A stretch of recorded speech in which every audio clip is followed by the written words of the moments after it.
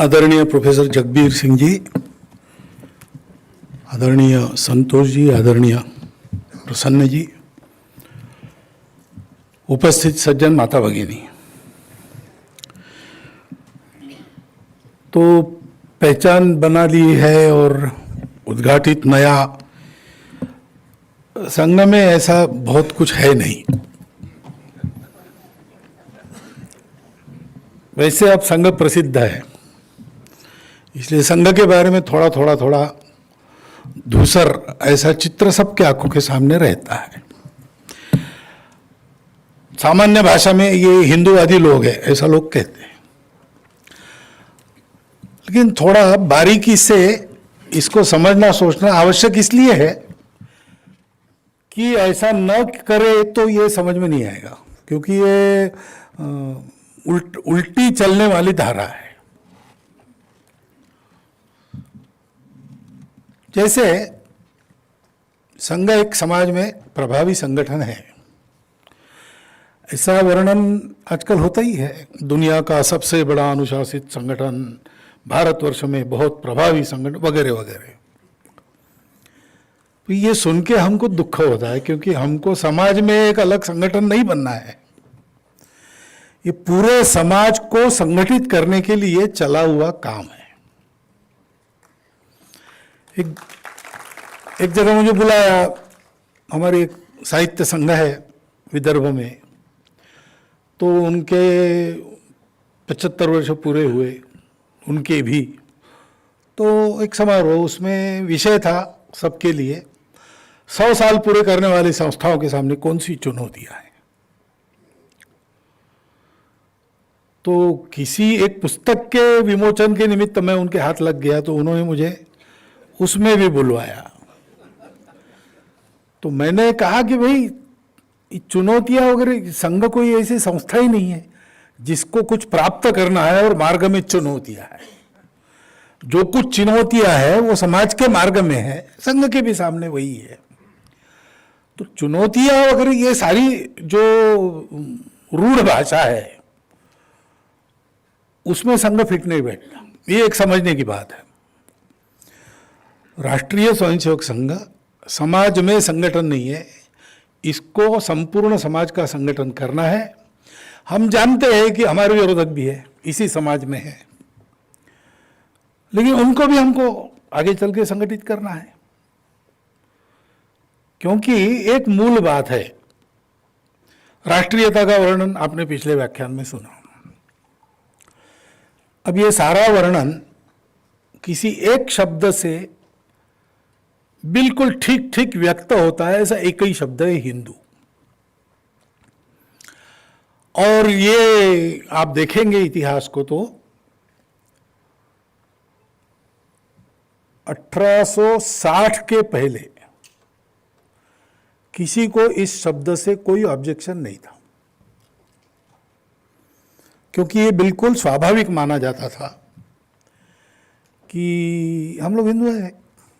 Sir Syed Ahmad Ali को लाहौर में सम्मानित किया गया, बैरिस्टर बन के आए, तो आर्य समाज के द्वारा उनका सत्कार हुआ और उसमें उनका परिचय दिया कि हिंदुओं में बैरिस्टर होके बहुत लोग आए हैं, मुसलमानों में ये पहले है, इसलिए इनका अभिनंदन हम कर रहे हैं। तो उन्होंने उसके अपने अभिनंदन का उत्तर देते समय प्रारंभ यहाँ से किया कि मुझे बड़ा दुख हुआ कि आपने हमको हिंदू शब्द से बाहर रखा, क्या हम भारत माता के पुत्र नहीं है। यानी आगे चल के मुस्लिम अलगाववाद के जनक जो बने, उनका 1884 के व्याख्यान में ये कहना था कि हमारी पूजा अलग हुई तो क्या हुआ, हम भी तो हिंदू है। अब हम भारत के हैं, भारतीय है, वो समानार्थी शब्द है, इसमें वो शब्द कोई उपयोग करता है तो कोई गलत नहीं करता है, और हम परफेक्टली कंफर्टेबल है उसके साथ, हम उसके एग्री भी करते हैं। लेकिन ऐसे जो शब्द है, उन शब्दों के बारे में अंग्रेजों ने कुछ नहीं किया। उनको हमारी कमर को तोड़ना था, हम एक होकर लड़े विदेशियों के खिलाफ, अपने धर्म का स्वाभिमान लेकर खड़े होकर लड़े, ये ताकत उनको समाप्त करनी थी। तो उन्होंने इस शब्द में से लोग अलग हो जाए, ये प्रयास किया। और 1925 का जो समय था वो बहुत निकट था उस समय के, जब ये हुआ, यानी 30 साल हुए होंगे जब ये सारे षड्यंत्र चले और लोगों के ध्यान में आने लगे। इसलिए संघ ने हिंदू संगठन की बात कही, क्योंकि हम हिंदू है, ये वास्तविकता है। किसी को बुरा भी लग सकता है, लेकिन ये वास्तविकता है। क्योंकि ये जो पिछले इसमें वर्णन हुआ, या जगबीर सिंह जी ने जो सारी बातें कही, एग्जैक्टली इसको बताना है तो कौन सा दूसरा शब्द है? जैसा मैंने कहा, भारतीय शब्द बहुत बिल्कुल फिट बैठने वाला, लेकिन क्या है कि भारत के साथ एक भूगोल भी जुड़ा है। तो 15 अगस्त के पहले हम कराची में भी भारतीय थे, लाहौर में भी भारतीय थे, गुजरावाला में भी भारतीय थे, लेकिन क्या रात को 12 बजे हो गया पता नहीं, दूसरे दिन वो हम नहीं रहे। ऐसा हम पीछे जाते हैं तो काबुल जाबुल के पश्चिम से चिंदिन नदी की पूरब तक और तिब्बत के चीन की तरफ ढलान से श्रीलंका के दक्षिण तक हम जो थे वो हिंदुस्तान के हिंदू लोग थे। और उनमें ये सारी पूजाएं वगैरह होना ये बिल्कुल स्वाभाविक बात थी। किसी का किसी से कोई झगड़ा नहीं था, किसी को अस्तित्व का संकट नहीं था। इतना ही नहीं, ये देश वैसा ही कायम रहता तो यहाँ ईसाई मुसलमान आने पर भी उनको भी कोई खतरा महसूस होता नहीं। हुआ ही नहीं। विश्व का हर देश जब भी, पिछले गीत में आपने सुना, दिग्भ्रमित हो लड़खड़ाता, सत्य की पहचान करने इस धरा के पास आता। तो कहीं पर सर रखने को जगह यहूदियों को नहीं मिली, केवल भारत में मिली। कहीं पर पारसियों ने अपना डेरा नहीं डाला, अपने देश से निकल गए, भारत में आकर बसे। यही होता। बहुत से देशों पर इस्लाम का आक्रमण हुआ, वो लौटाया भी गया। उसके बाद वहाँ मुसलमानों की ये स्थिति नहीं थी, वो तो प्रयासपूर्वक उसको वापस कर। हमारे देश में ऐसा नहीं हुआ है। जो आए बस गए, है हमारे साथ और चलेंगे हमारे साथ। और हम भी कहते, यानी संघ वाले भी कहते कि चलना है साथ में। ऐसा और कहीं नहीं होता है। क्यों नहीं होता है? क्योंकि हम हिंदू हैं। और इस शब्द को भूलने से हम भारत से कटते हैं।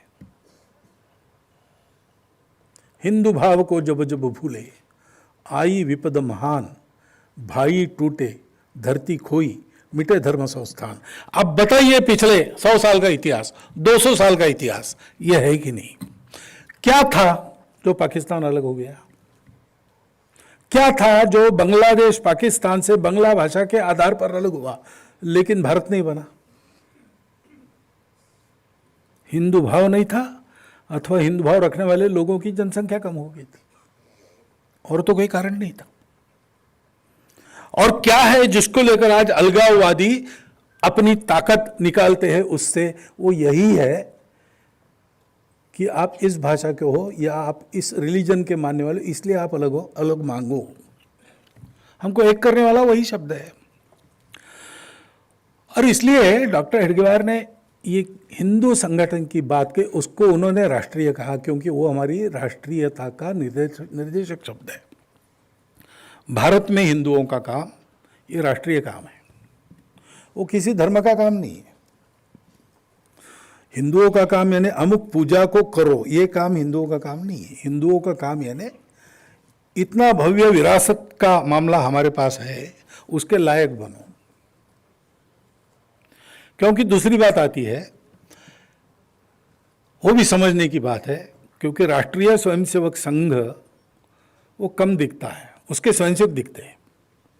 वो भारतीय जनता पार्टी में है, आज प्रधानमंत्री, गृह मंत्री, ये सब लोग स्वयंसेवक है। वो किसान संघ में आंदोलन करते हुए भी दिखते हैं, वो विद्यार्थी परिषद नाम का संगठन चलाते हुए भी दिखते हैं, वो सेवा करते हैं, बहुत सारी बातें वो करते हैं जिसमें आज वो अग्रणी है। दुनिया उनका स्वागत करती है, उसके लिए अभिनंदन करती है। तो लगता है कि यही संघ है, लेकिन ये संघ नहीं है, ये स्वयंसेवकों का किया हुआ है। वो स्वयंसेवक संघ के स्वयंसेवक क्या करते हैं वो संघ नहीं है। स्वयं सेवक क्या है, वो संघ है। ये एक समझने की बात है। संघ के निर्माता सब कामों में थे, वो राजनीति में थे, बहुत कुशल राजनीतिज्ञ थे। वो आंदोलन चलाने में एक्सपर्ट थे। कलकत्ता में नेशनल मेडिकल कॉलेज से डिग्री मिलेगी या नेशनल स्कूल से कुछ डिग्री मिलेगी तो वो रद्द मानी जाएगी, ऐसा ब्रिटिशों ने कानून निकाला। क्योंकि आंदोलन में जो रस्टिकेट हो जाते थे सब वहाँ से डिग्री लेके आ जाते थे, तो ये बंद हो, इसलिए ब्रिटिशों ने कानून लाया, यानी बिल आने वाला था। तो आना नहीं चाहिए, लेकिन किसको फुर्सत है ऐसा आंदोलन करने की। तो कलकत्ते में डॉक्टर हेडगेवार डॉक्टरी पढ़ रहे थे। उन्होंने क्या किया, कलकत्ते के बस्ती बस्ती में जाके वहाँ के प्रमुख लोगों को बताया कि आपके पास पुलिस आएगी, पूछेगी सभा हुई, आपने कहना हाँ, अमुक अमुक प्रस्ताव पारित हुआ, आपने कहना हाँ, आप गए थे, हाँ, कितने लोग थे, 4000 5000 के ऊपर बोलो, और आपने भी भाषण, हाँ मैंने भी भाषण किया, ऐसा आप केवल बोलो। और उन्होंने उसके बाद रोज पेपर में समाचार भेजना प्रारंभ किया, अमुक मोहल्ले में इस बिल के विरोध में सभा हुई, 3000 लोग थे, अंत में ये प्रस्ताव पारित हुआ, भाषण इन लोगों के हुए। ऐसा 2-4 दिन में समाचार आने लगे तो सीआईडी पहुंची हर मोहल्ले में। उन्होंने पूछा वहां के प्रमुख लोगों को, ने कहा हाँ ठीक है ऐसा हुआ है, हुआ कुछ नहीं था। 1 महीना ऐसा चला, उसके बाद ब्रिटिश सरकार ने जनक्षोभ से के डर से उस बिल को वापस ले लिया। ऐसी कुशलता उनमें थी, ये उनका। और फिर वो क्रांतिकारक भी थे, अनुशीलन समिति के कोर कमेटी के मेंबर थे, कोकेन उनका कोड नेम था। उन्होंने गोरक्षा के लिए काम किया, उन्होंने समाज सुधार में महिलाओं की स्थिति के लिए काम किया, अल्पवयीन बालिका के विवाह, प्रौढ़ लोग, इसमें उन्होंने रोका। प्रसिद्ध एक संपादक थे माड़खोलकर जी, उन्होंने अपने चरित्र में कहा मेरा प्रेम प्रसंग हुआ, वो सारी दुनिया मेरे खिलाफ खड़ी हुई, अकेले डॉक्टर हेडगेवार ने मुझे समर्थन किया, वो उसी से मेरा विवाह हो गया।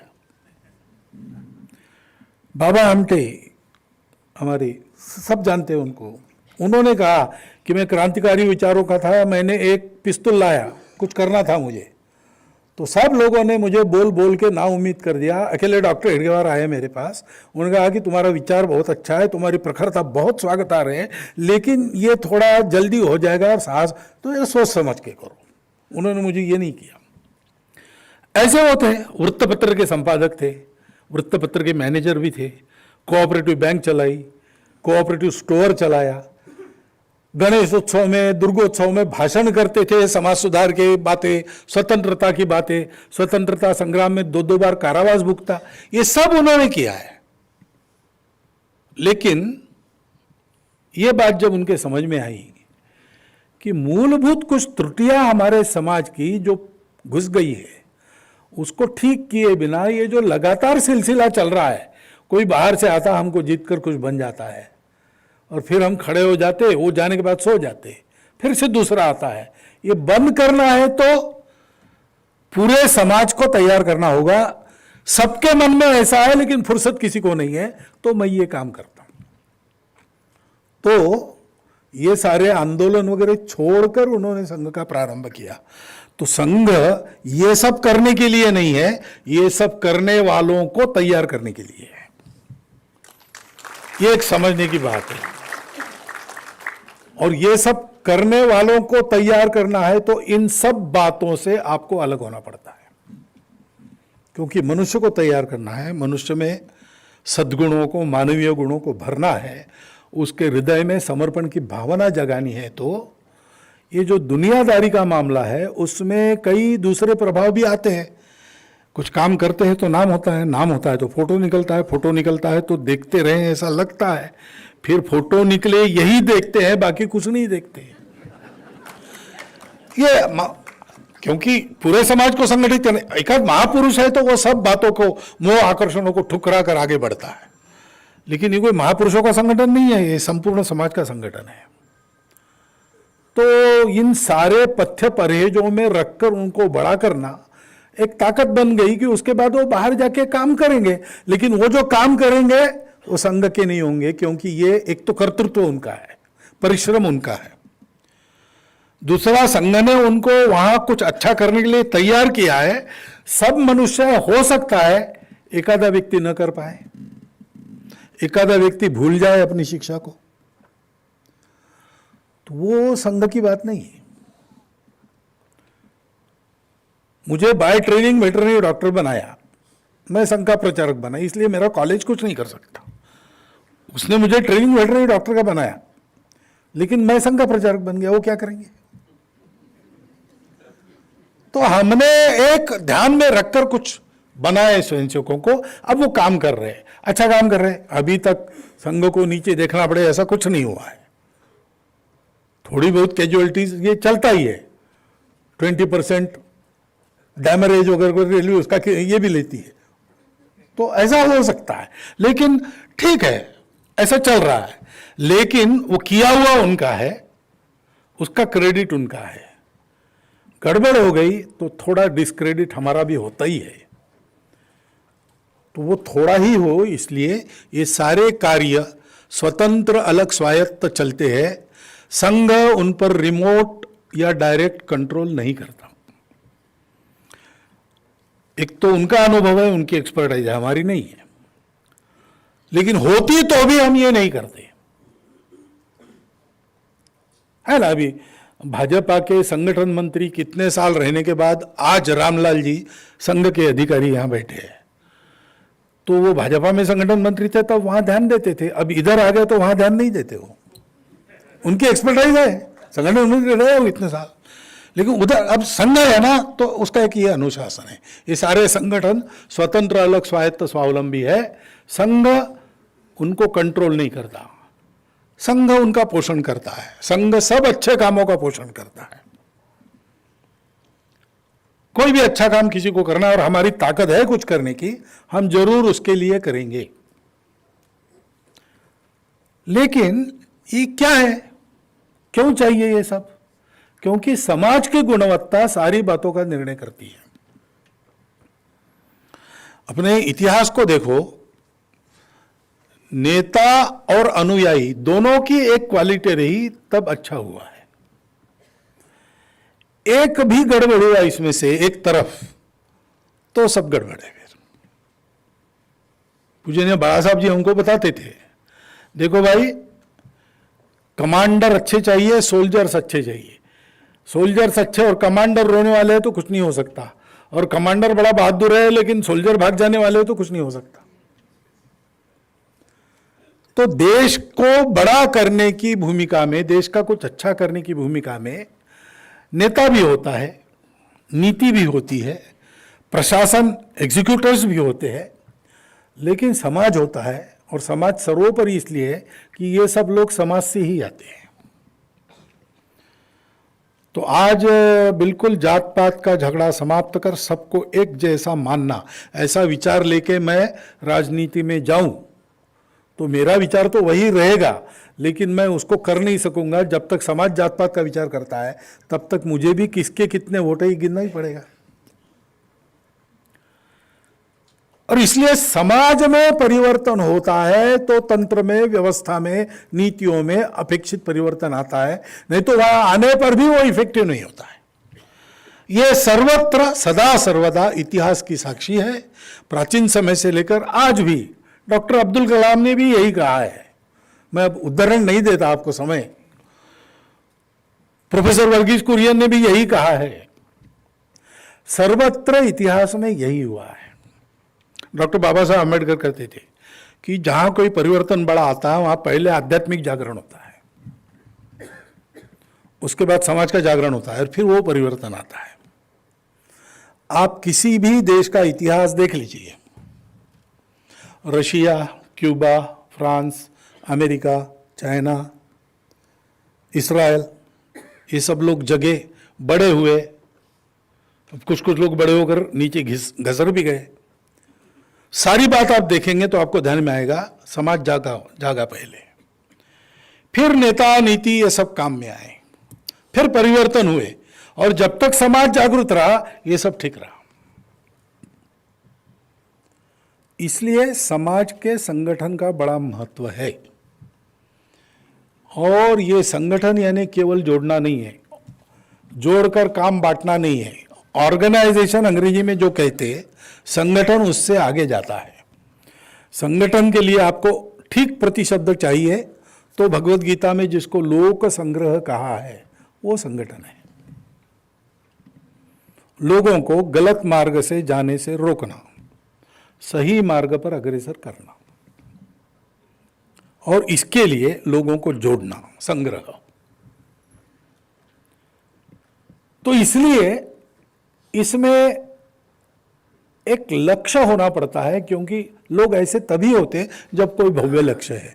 तो संघ ने लक्ष्य लिया, परम वैभव ने तुम्हें तत्स्वराष्ट्र, लेकिन वही पिछली चर्चा जो हुई, परम वैभव अपना तो अपनी पहचान पर निर्भर है, और हम धर्म प्राण हैं।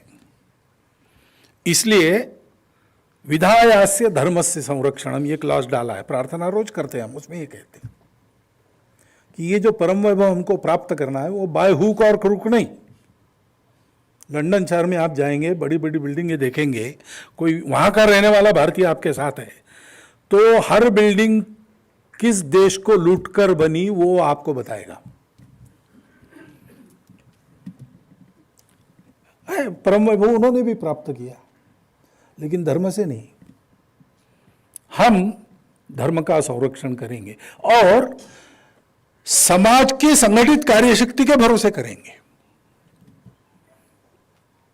हमको बुलाना नहीं पड़ेगा भगवान को, ये भगवान अवतार लो, हमारा उद्धार करो।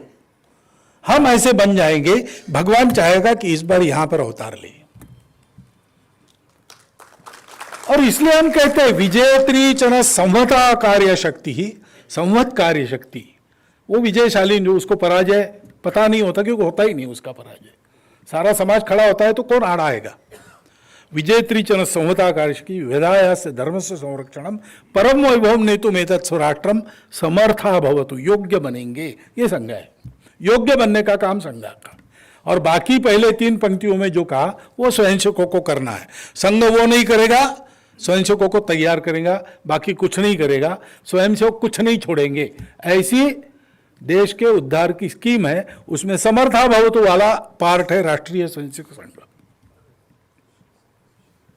और ये कैसे होता है, तो ये भव्य लक्ष्य सामने है, उसको प्राप्त करना है। ये उत्कटता मन में आती है, मन में आती है तो आदमी अपने आप को तैयार करता है। एक अनुशासन, उसको पता चलता है ये करना है तो क्या क्या करना है, वो अपने आप उसको स्वीकार करता है।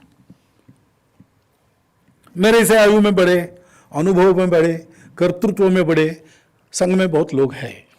मुझे सरसंघ चालक बनाया तब और भी थे, सरकार में बनाया तब और उनकी संख्या थी, लेकिन किसी ने ये नहीं कहा कि ये तो बच्चा है, क्योंकि संघ में एक अनुशासन है, जिसको बनाया उसका मानना।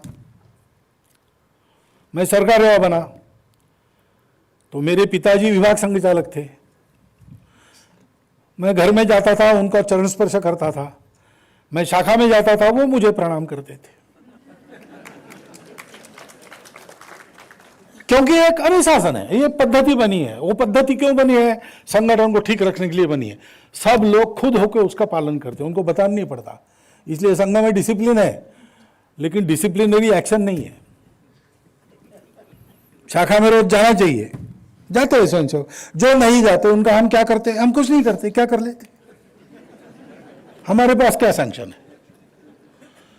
हम संघ में आह्वान करते हैं, देश के लिए आओ, देश के लिए आओ और दो। लेना कुछ है नहीं, यहां मिलेगा कुछ नहीं।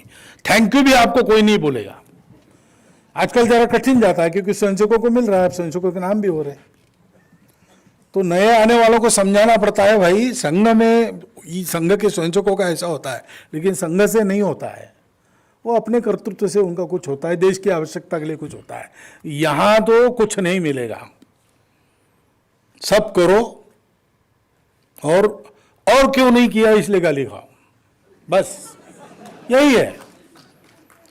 कबीरा खड़ा बाजार में लिए लुकाटी हाथ, जो घर फूके आपनो चले हमारे साथ।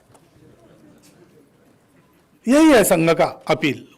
लेकिन ये चलता क्यों है? वो लक्ष्य है, और उसके चलते ये अनुशासन लोग अपने ऊपर लाद देते हैं, और उसमें चलना है, कष्ट तो होता ही है, कठोर है, लेकिन ये सारी बातें ठीक होती है। और इतने मोह आकर्षणों में भी सामान्य रूप से स्वयंसेवक ठीक इसलिए रह पाता है कि हमारे संबंध ये आत्मीयता के संबंध है। हमको सबको मिलके अपने देश को बड़ा करना है, इसलिए हम एक दूसरे के हैं। संघ किस आधार पर चलता है? आत्मीयता के आधार पर चलता है, शुद्ध सात्विक प्रेम। दूसरा कोई संघ में मिलने वाली बात नहीं है, दूसरा कोई सैंक्शन हमारे पास नहीं है। वो आत्मीयता का व्यवहार दिन प्रतिदिन लोग अनुभव करते हैं, ऐसा व्यवहार है। उस आत्मीयता के आधार पर यह संघ चलता है। संपूर्ण हिंदू समाज को संगठित करेंगे, ये संपूर्ण विशेषण महत्व का है, क्योंकि हिंदू शब्द की कक्षा में अपने आप को मानने वाले हिंदू है ही, लेकिन जो हिंदू है और अपने आप को मानते नहीं या जानते नहीं कि वो है, और हम कहें कि आप हिंदू है तो विरोध करते, ऐसे भी हिंदू है। क्योंकि हमारे लिए जो भारत माता के पुत्र है, जिनको विरासत में भारत की संस्कृति मिली है, और जो भारतीय पूर्वजों के वंशज है, वो सब हिंदू है। उनको जानना चाहिए कि वो हिंदू है, और हिंदू सहित सबको अच्छे पक्के सच्चे हिंदू बनना चाहिए। इसलिए संघ एक्सक्लूसिव है नहीं, इसको कोई ऐसा नहीं चाहिए दुश्मन, ए हिंदुओं जागो वो तुमको मारेगा, संगठित हो जा। ये अपील नहीं है संघ का। अपील यही है, हिंदुओं तुम हिंदू हो इसलिए जागो, हिंदुस्तान को बड़ा करो। संघ का कोई दुश्मन नहीं, हिंदू का कोई दुश्मन नहीं। लेकिन जिनके स्वार्थ पूरे नहीं होते हमारे चलते, वो हमारे बारे में दुश्मनी खड़ा करने का प्रयास करते हैं। कुछ लोग जानबूझकर, कुछ लोग भोलेपन में, अज्ञान में हमसे दुश्मनी करते हैं। हमारा प्लान क्या है? कल उनको भी हम स्वयंसेवक बनाएंगे, और कुछ नहीं। उनको जोड़ना ही है। हमारा काम जोड़ने का है, जीत का नहीं है। आपने बताया ना, गुरु नानक देव जी ने शक्ति कैसे मांगी। प्रार्थना में हमने शक्ति मांगी है। हम कहते अजय्यांच विश्वस्य देहि से शक्ति। उसका अर्थ होता है कि हमको कोई न हरा सके ऐसी शक्ति चाहिए। हमने ये नहीं कहा कि हम सबको जीत सके ऐसी शक्ति हमको चाहिए। सोच समझ के है शब्दों, जानबूझ के 2 दिन के चिंतन के बाद संस्कृत शब्दों का उपयोग किया गया है। यानी मैं अपने अनुमान से, या आज ये तर्क दे रहा हूं नहीं, सिंधी में बैठक हुई इसके लिए 1939 में। उसमें प्रार्थना के आशय पर चर्चा हुई, क्या क्या होना चाहिए। फिर उस आशय को लिखित करके भेजा गया, और संस्कृत शब्दों की योजना एक भिड़े जी थे संस्कृत लिखने वाले, उन्होंने करके दी। तो उसमें शब्द ये नहीं है दूसरों को हम सुरक्षित रहे, जो आपने कहा, ये सब अच्छी बातें, जोड़ने वाली बातें। सारी पृथ्वी अपना कुटुंब है, आपस में झगड़ा, इसको करने के लिए हम जीवित तो रहे ना। दुष्टों की जालिमों की दुनिया में हमको जीवित रहना पड़ेगा। तो इतनी शक्ति चाहिए कि हम न मरे, हम बच जाए ये सब करने के लिए। अजय्यांच ऐसा कहा है, और साथ में सुशील मांगा है, जो शक्ति के उपयोग की उचित दिशा देता है, दुर्बलों की रक्षा। तो ऐसा यह संघ का संगठन चलता है, और बड़ा सिंपल है, यह अनौपचारिक है। जैसा मैंने कहा, सबकी जो पद्धति है वैसी हमारी नहीं है। संघ शुरू हुआ, उस दिन उद्देश्य पक्का था। वो कार्यक्रम हो गया 5:30 बजे सुबह डॉक्टर साहब के घर में। 25-30 कितने लोग इकट्ठा है पता नहीं, मतभेद है आंकड़ों में। तो कहा उन्होंने, आज से ये संघ शुरू हो रहा है। मैंने संघ शुरू किया ऐसा नहीं, हम शुरू करने जा रहे हैं ऐसा नहीं कहा। ये भगवान का काम है, ये यशस्वी होना है, वो शुरू हो रहा है, ऐसा उन्होंने कहा। बाद में लोगों ने पूछा अब करना क्या है, तो बोले अब तय किसने किया? बैठो और शुरू तय करो। उस संघ का नाम भी उस समय तय नहीं था, वो बाद में आया, नाम की जरूरत पड़ने लगी, क्योंकि संघ शब्द बहुतों के नाम में आता है। नाम बाद में तय हो गया, फिर उसके अधिकारी बाद में तय हो गए। संघ के सरसंघ चालक अधिकृत रीति से कब बने? 29 में। संघ शुरू हुआ 25 में।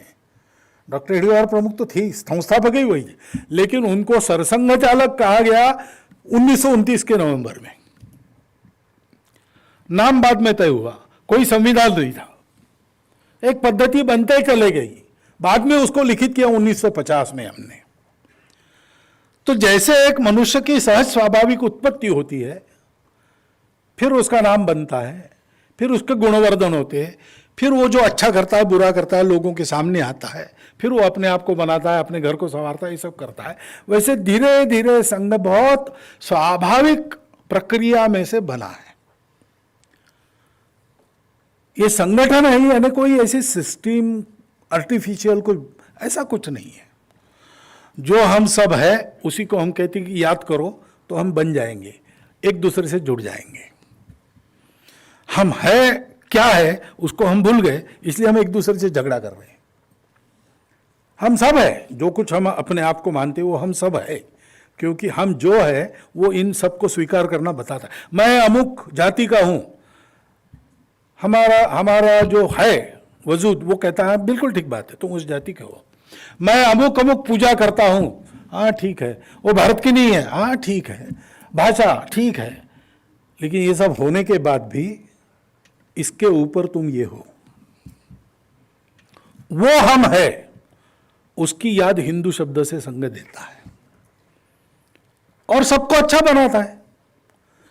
बड़ा होना और अपने बड़प्पन का उपयोग समाज को बड़ा करने के लिए करना। तेरा वैभव अमर रहे मां हम चार न रहे। और ये कोई भाषणों से अगर होता नहीं, इसके लिए आदत बनानी पड़ती है, इसलिए रोज आना पड़ता है। रोज अपना समय काट कर आओ। देश के लिए प्राणार्पण वगैरह बाद में करना, पहले 1 घंटा निकालो देश के लिए, मिलेगा कुछ नहीं। आओ, वहां बाकी बाहर का भूल जाओ, सब महंगाई भूल जाओ, जीएसटी भूल जाओ, और क्या क्या है, पाकिस्तान भूल जाओ, चाइना भूल जाओ, सब भूल जाओ। अंदर आके केवल भारत माता के भक्ति के गीत गाओ। अपने देश के लोगों की जाति पाति भाषा पंथ कुछ विचार मत करो, उनके साथ मातृभूमि की धूल में लोटपोट हो जाओ। मिलकर काम करना सीखो, मिलकर खेल खेलना सीखो, अपने मन को खोल दो, तो मनुष्य बनता है। ये रोज करो तो फिर उन कृतियों से आदत, आदत से स्वभाव, स्वभाव से शील, ये संघ की पद्धति है। ऐसा संघ आपके सामने है। अब उस संघ के लोग यहाँ पहुंचे वहां पहुंचे, नहीं पहुंचते तो भी संघ अपना काम करते रहता। वो पहुंच गए तो भी हमने हो गया कृतार्थ, शाखा बंद करो, ऐसा नहीं किया है, क्योंकि हमको समाज के प्रत्येक व्यक्ति को जोड़ना है। वो जब तक हम नहीं करेंगे तब तक हमारा काम पूरा नहीं होगा। पूरा होते तक हमको करना है, जल्दी से जल्दी करना है, लेकिन पूरा होने के पहले छोड़ना नहीं है। ऐसा एक संघ अपने देश में चल रहा है। वास्तव में वो अपने समाज को अपनी पहचान पर ठीक से खड़ा करने का काम है। देश की सारी समस्याओं का उपाय उसी में से निकलता है। जो फंडामेंटल तैयारी और इंफ्रास्ट्रक्चर चाहिए, उसके बिल्डिंग का काम संघ करता है। बाकी सारा काम स्वयंसेवक समाज को साथ लेकर अन्य सब लोगों को जोड़कर मिलकर करते हैं। वो उनका उनके पास है, संघ अपना काम करता है। इतनी जानकारी संघ की मैं आपके सामने रखता हूं। शेष आप अपने प्रश्नों में पूछ लीजिए। बहुत बहुत धन्यवाद।